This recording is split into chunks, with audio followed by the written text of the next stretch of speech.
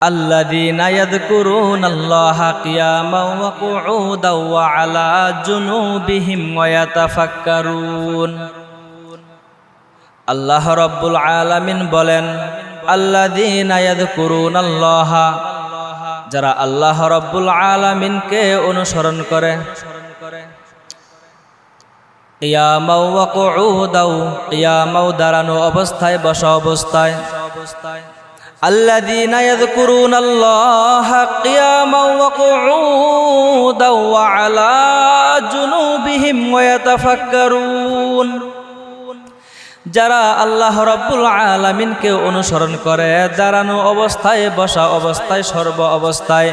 ওয়ায়াতাফাক্কারুন, তারাই হলো আসমানের নিচে জমিনের উপরে সবচাইতে বড় দার্শনিক, সবচাইতে বড় বুদ্ধিমান, সবচাইতে বড় চালাক চতুর, সবচাইতে বড়। এই আয়াতের দৃষ্টান্ত যেমন বিশ্বনবী, মায়ার নবী। বিশ্বনবী মায়ার নবী উনি একদিন ইশার নামাজ আদায় করিয়া আম্মা জান আয়েশা রাদিয়াল্লাহু তাআলা আনহার কক্ষে গেলেন। নবী বিছানায় গেলেন, বিছানা থেকে উঠিয়া আবার যাই নামাজ বিছাইয়া নামাজ শুরু করলেন। আম্মা জান আয়েশা রাদিয়াল্লাহু তাআলা আনহা বর্ণনা করেন, বিশ্বনবী মায়ার নবীর নামাজটা এতটাই লম্বা ছিল, এতটাই লম্বা ছিল, আমার মনে হলো বিশ্বনবী মায়ার নবী কেরাত অবস্থায় রাতটা পার করে দিবে বাপ। এভাবে লম্বা কেরাত পড়ার পর লম্বা রুকু, আবারও লম্বা সিজদা, দ্বিতীয় রাকাতে আবারও লম্বা কিরাত, লম্বা রুকু, লম্বা সিজদা। আম্মা জান আয়েশা রাদিয়াল্লাহু তাআলা আনহা বর্ণনা করেন, বিশ্বনবী মায়ার নবী দুই রাকাত নামাজের মধ্য দিয়া কেমন যেন রাতটা পার হয়ে যায় বাপ। এক পর্যায়ে যখন শেষ রাতটি যাপন হয়ে যাবে, নবীজি সালাম ফিরাইয়া মুনাজাতের মধ্যে কান্না শুরু করলেন। আম্মা জান আয়েশা রাদিয়াল্লাহু তাআলা আনহা লক্ষ্য করে দেখেন, নবীজির কোন লড়াচড়া নাই, নবীজির শরীরটা কেমন যেন ক্লান্ত হয়ে পড়েছে। আমার মনে হলো বিশ্বনবী মায়ার নবী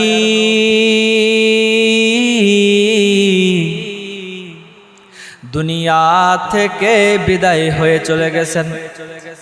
আম্মা জান আয়েশা রাদিয়াল্লাহু তাআলা আনহা বর্ণনা করেন, বিশ্বনবী বেঁচে আছে নাকি ইন্তিকাল করেছেন, এই বিষয়টা অনুধাবন করার জন্য আমি আমার বিছানা থেকে উঠা যেই মাত্র বিশ্বনবী মায়ার নবীর মুখটার সাথে আমার কানটা লাগাইলাম, আমি শুনি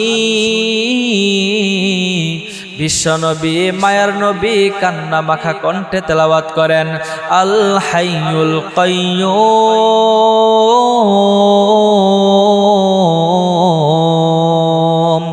বিশ্বনবী মায়ার নবী এই আয়াত বারবার তেলাওয়াত করেন আর কান্না করেন। ইতিমধ্যে হযরতে বেলাল রাদিয়াল্লাহু তাআলা আনহু মসজিদে নববীর মধ্যে আয়েশা ফজরের নামাজের আযান দিয়ে দিয়েছেন। প্রত্যেকটা সাহাবায়ে কেরাম মসজিদে নববীর মধ্যে উপস্থিত, কিন্তু বিশ্বনবী মায়ার নবী এখন পর্যন্ত তো হুজরা থেকে বের হয় নাই। প্রত্যেক সাহাবায়ে কেরাম মনে করেছে নবীজি আজ পর্যন্ত, এখন হয়তো আজকে এই ফজরের নামাজের আজান নবীজির কানে পৌঁছায় নাই, হয়তো নবীজি এখন পর্যন্ত ঘুমের মধ্যে রয়েছে, নবীজি আজকে ঘুম থেকে জাগ্রত হয় নাই। প্রত্যেক সাহাবায়ে কেরাম মিলে হযরতে আবু বকরকে ডাক দিয়ে বলেন, আবু বকর রে,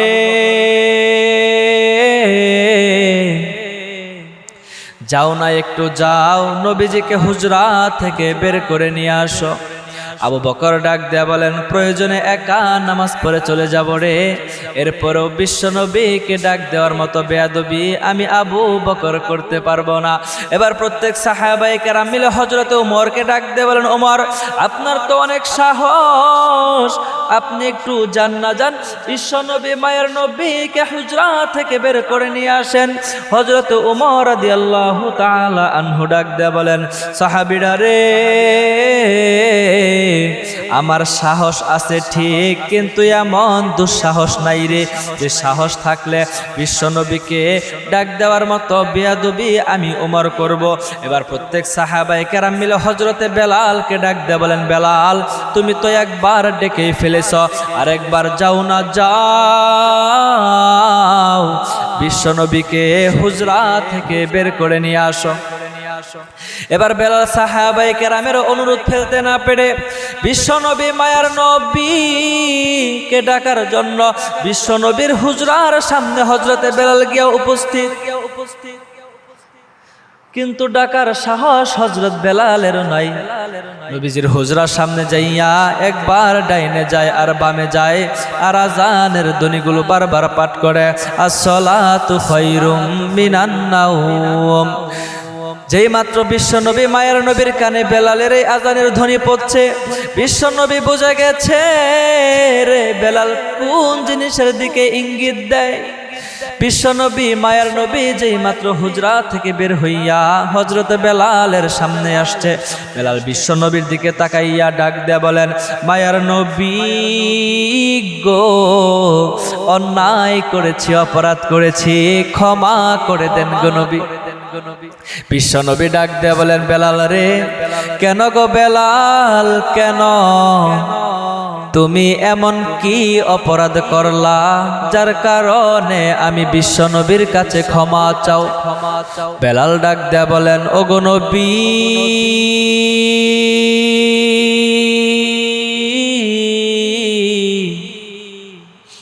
এ অন্যায় তো আমি একা করি নাই, মসজিদে নববীর প্রত্যেকটা মুসল্লি সাহাবী করেছে। ওগো নবীজি, আমরা মনে করেছি আপনি এখন পর্যন্ত ঘুম থেকে জাগ্রত হন নাই গো নবী, কিন্তু আপনার চোখ সাক্ষী দেয় আপনি সারা রাত্র ঘুমান নাই।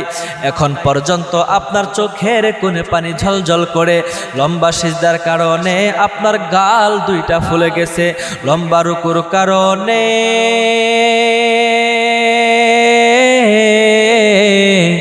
আপনার পা গুলো ফুলে গেছে গো নবী। আপনি ঘুমান নাই, ঘুমান নাই, আপনি সারা রাত্র ঘুমান নাই। বিশ্বনবী ডাক দেয়া বলেন, বেলাল রে, ঠিক ধরেছ গো বেলাল, ঠিক ধরেছ, আমি বিশ্বনবী সারা রাত্র ঘুমাই নাই। বেলাল ডাক দেয়া বলেন, মায়ার নবী, আপনার তো আগের পিছনের সমস্ত গুনাহ মাফ গো নবী, এরপরেও কেন এত কান্না করেন? বিশ্বনবী ডাক দেয়া বলেন, বেলাল রে, যেদিন থেকে আল্লাহ রাব্বুল আলামিন এই আয়াত নাজিল করেছে, আল্লাযীনা ইয়াযকুরুনাল্লাহা কিয়ামান ওয়া কুউদান ওয়া আলা জুনুবিহিম ওয়া ইয়াতাফাক্কারুন, আল্লাযীনা ইয়াযকুরুনাল্লাহা, যারা আল্লাহ রাব্বুল আলামিনকে অনুসরণ করে, কিয়ামান ওয়া কুউদান, দাঁড়ানো অবস্থায়, বসা অবস্থায়, ওয়া আলা জুনুবিহিম ওয়া ইয়াতাফাক্কারুন, যারা আল্লাহ রাব্বুল আলামিনকে অনুসরণ করে দাঁড়ানো অবস্থায়, বসা অবস্থায়, সব অবস্থায়, আসমানের নিচে জমিনের উপরে, তারাই হলো ওয়াতাফাক্কারুন, তারাই হলো সবচাইতে দার্শনিক, তারাই হলো সবচাইতে বুদ্ধিমান, তারাই হইল সবচাইতে চালাক। ও বেলাল রে, যেদিন থেকে এই আয়াত নাজিল হয়েছে, এরপর থেকে আমি বিশ্বনবী মায়ার নবী